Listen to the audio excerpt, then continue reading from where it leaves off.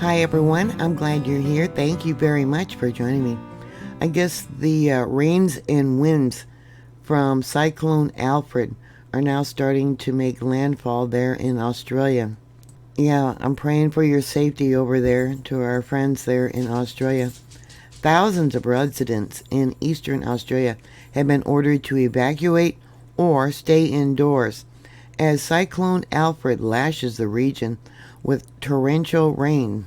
They're supposed to get a year's worth of rain within the next 2 to 3 days. Can you imagine that? Most people have already stocked up. Sandbags have been put in place. And this storm has already crossed coastal islands ahead of its expected landfall. Sometime around 2, maybe 1 a.m. on Saturday. It has been downgraded to a Category 1, but warnings of extreme dangerous winds, rain, and flooding remain. Sadly, I already heard about one death when a man was trying to cross a bridge in his car. He got out of the car and was washed away, was clinging to some trees when rescue personnel showed up, but then he lost his grip and was last seen, being washed away.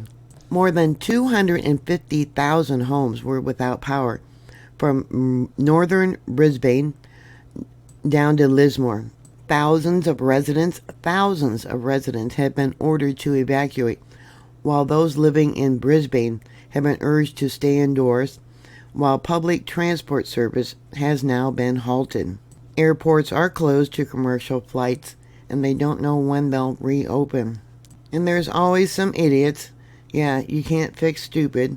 Television footage captured surfers riding massive swells and people walking along the shoreline. Prime Minister Anthony Albanese urged the public to be sensible. Guess that's another way of saying use common sense. This isn't a time for sightseeing or seeking what it's like to experience these conditions firsthand. Please stay safe, he said.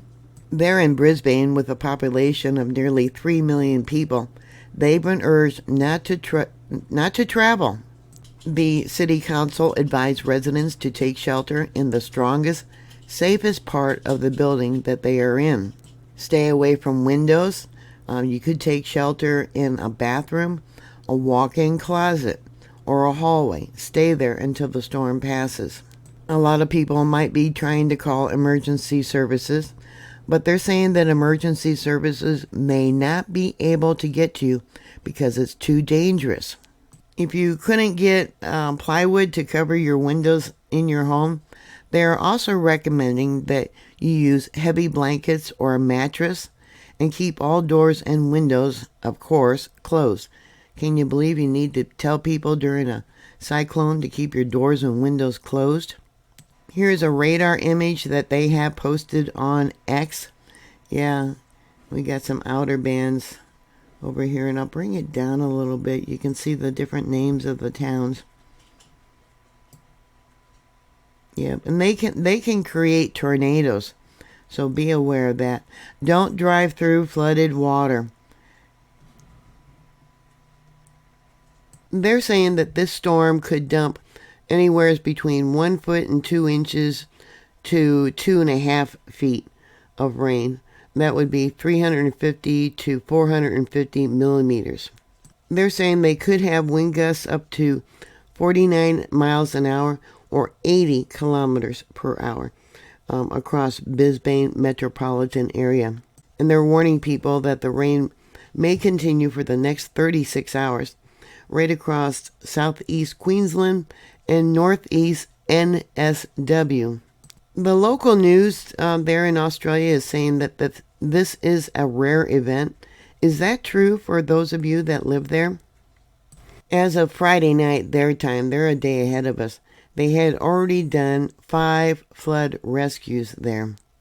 There's already been a lot of damage along the Gold Coast. A lot of trees. Sending prayers to you guys. Thank you for watching. Please like, share, and subscribe. And be safe. And I'll talk to you later. God bless y'all. Bye.